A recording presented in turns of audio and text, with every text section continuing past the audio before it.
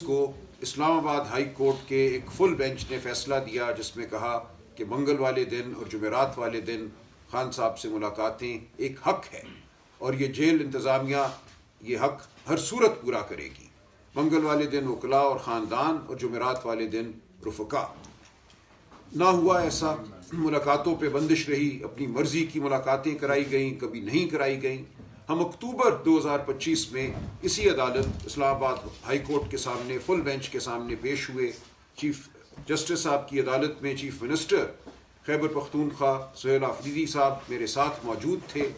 وہاں chief justice صاحب نے فل بینچ کی سربراہی کرتے ہوئے جیل کے منتظم عبدالغفور انجم کو خود کہا کہ یہ جائیں گے تمہارے ساتھ ابھی اور ان کی ملاقات کراؤ۔ وہ ملاقات کا دن تھا۔ ہم اسی وقت چیف منسٹر صاحب، میں، دیگر دوست ہم گئے اڈیالہ۔ وہاں پہنچتے ہی ان کے تیور بدل گئے۔ انہوں نے کہا کون سا حکم، کون سی عدالت، ہم نہیں کراتے ملاقات۔ ہم وہاں بیٹھے رہے 5-6 گھنٹے، ہم وہاں سڑک پہ بیٹھے رہے۔ چیف منسٹر صاحب بیٹھے رہے، دیگر وزراء کابینہ کے خیبر پختونخوا کے بیٹھے رہے اور ہمارے دوست رفقا بیٹھے رہے، ملاقات نہیں ہوئی۔ اس کے بعد بھی ہر ہفتے ہم وکلاء کی لسٹ بھی دیتے ہیں، خاندان کے افراد بھی جاتے ہیں اور جمعرات والے دن رفقا بھی جاتے ہیں، کوئی ملاقاتیں نہیں ہوئی۔ ہم نے توہین عدالت کی درخواست دائر کی، وہ درخواست آج دن تک نہیں لگی، سنوائی نہیں ہوئی اس کی۔ اور جو اکتوبر 2025 میں اس سے پہلے مارچ 2025 سے لے کر اکتوبر 2025 تک جو حکم عدولی کی گئی تھی، حکم کی، اس کے خلاف جو توہین عدالت کی درخواستیں تھیں ان کو بیک جنبش قلم مسترد کر دیا گیا، ڈسپوز آف کر دیا گیا۔ اس کے خلاف ہم سپریم کورٹ گئے، ہم نے اپیل دائر کی کہ اتنے ماہ توہین عدالت ہوتی رہی، بجائے اس کے کہ اس توہین عدالت کا نوٹس لیا جاتا تاکہ آئندہ توہین عدالت نہ ہو۔ اسی عدالت نے، اسی فل بینچ نے اسلام آباد ہائی کورٹ کے اپنے ہی حکم کی توہین کے حوالے سے کوئی فیصلہ کرنے کی بجائے 2 لفظ لکھ کے ان تمام توہین عدالت کی درخواستوں کو ڈسپوزڈ آف کر دیا ہے۔ ہماری اپیل سپریم کورٹ میں گئی، وہاں کچھ دنوں کے بعد پتہ چلا کہ سپریم کورٹ نے معذرت کر لی ہے ہماری اپیل سننے سے، اور وہ اپیل فیڈرل کانسٹیٹیوشن کورٹ میں داخل کرنا ہوگی۔ ہم نے بہرحال وہاں بھی داخل کر دی اپیل فیڈرل کانسٹیٹیوشن کورٹ میں، وہ بھی آج دن تک نہیں لگی، کوئی اس کی سنوائی نہیں ہوئی۔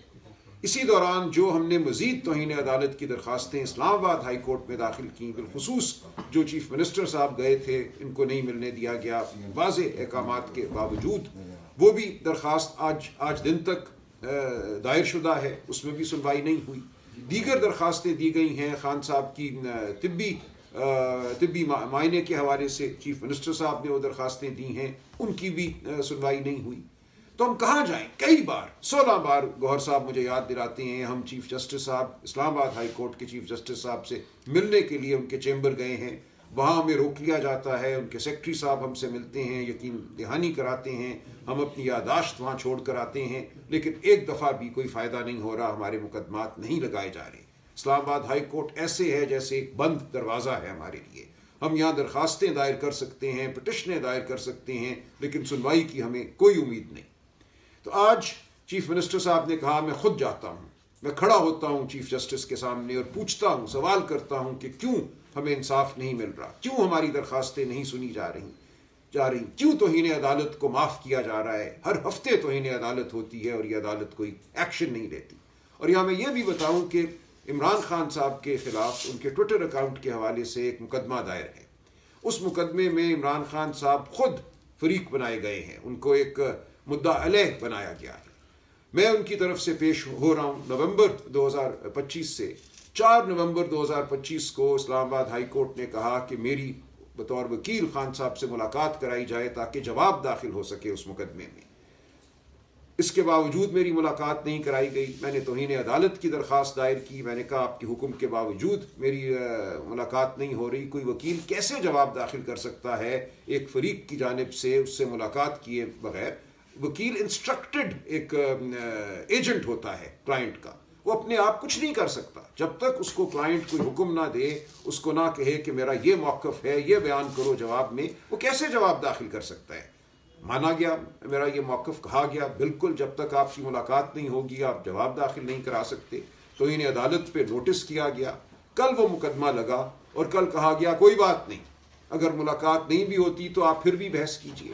یہ میں سمجھتا ہوں ہماری کیا پوری دنیا کی عدالتی تاریخ کا یہ پہلا موقع ہے کہ ایک عدالت یہ کہے کہ ایک شخص جو ایک مقدمے میں فریق ہے اور جو حکومت کے کنٹرول میں ہے، ان کی تحویل میں ہے، جس سے ملاقات کرانا بالکل حکومت کا، جیل انتظامیہ کا اختیار ہے، ہم نہیں کہیں گے اب، اور اپنا وہ حکم جو پہلے کا تھا جس میں کہا گیا کہ وکیلوں کی ملاقات کرائی جائے، بالخصوص میری ملاقات کرائی جائے بطور وکیل، وہ حکم جج صاحب نے کچھ کہا کہ میں واپس لے لیتا ہوں، اور آپ ملاقات کے بغیر ہی جواب بھی داخل کرائیے اور بحث بھی کیجیے۔ تو یہ ایک ایسا عجیب و غریب واقعہ ہے جس کی میں آپ کو یقین دلاتا ہوں پوری انسانی تاریخ میں آپ کو مثال نہیں ملے گی۔ آپ 10,000 سال پیچھے چلے جائیں، آپ حمورابی کے دور میں چلے جائیں، یہ ایک بنیادی ایک تقاضا ہے کسی بھی قسم کی عدالتی کارروائی کا کہ فریق کو موقع دیا جائے اپنا موقف بیان کرنے کا۔ یہ کیسے ہو سکتا ہے کہ ایک فریق کے کال کوٹری میں پڑا ہے اور آپ کسی کو کہیں کہ تم اب اس کے وکیل مقرر ہو اور اس سے بات نہیں کرو گے لیکن اس کا موقف بیان کرو گے؟ یہ ہے صورتحال جس سے اب ہم دوچار ہیں اس ملک میں۔ تو آج چیف منسٹر صاحب نے فیصلہ کیا کہ اور کوئی راستہ نہیں ہے، بنفس نفیس 4.5 کروڑ لوگوں کے منتخب نمائندے کی حیثیت سے کھڑے ہوں گے سامنے، عدالت سے مانگیں گے اپنا حق، عمران خان کا حق۔ چیف منسٹر صاحب آئے یہاں 9 بجے سے یہ کمرہ عدالت میں موجود تھے، وہاں دیگر مقدمات چونکہ چل رہے تھے ان کے احترام میں یہ اپنی نشست پہ رہے۔ جب آخری مقدمہ شروع ہوا جو آج کی لسٹ کا تھا، یہ جا کے کھڑے ہو گئے روسٹرم سے کچھ قدم، اور جب وہ مقدمہ ختم ہوا تو انہوں نے چیف جسٹس صاحب کی توجہ مبذول کرانے کی کوشش کی، اپنی آواز بلند کی، لیکن ان کی آواز کو آج پھر نظر انداز کیا گیا، ان سے کوئی مکالمہ نہیں ہوا، چیف جسٹس صاحب اٹھ کر چلے گئے۔ تو اب یہ ہے وہ صورتحال، یہ ہے وہ بند دروازے، یہ ہے وہ خاموشی جس کا ہم مقابلہ کر رہے ہیں۔ ہم نے ہر طرح کی عدالتی کوشش کی ہے کہ عدالت سے ہمیں انصاف ملے، یہاں سے اٹھ کے ہم سپریم کورٹ بھی جائیں گے، ہم کوئی دروازہ ایسا نہیں جس کو ہم نہ کھٹکھٹائیں، لیکن ہمارا مقدمہ، عمران خان کا مقدمہ، بالکل یہ بات واضح ہے، بالآخر قوم کو لڑنا پڑے گا، عوام کو لڑنا پڑے گا۔ شکریہ چیف منسٹر صاحب۔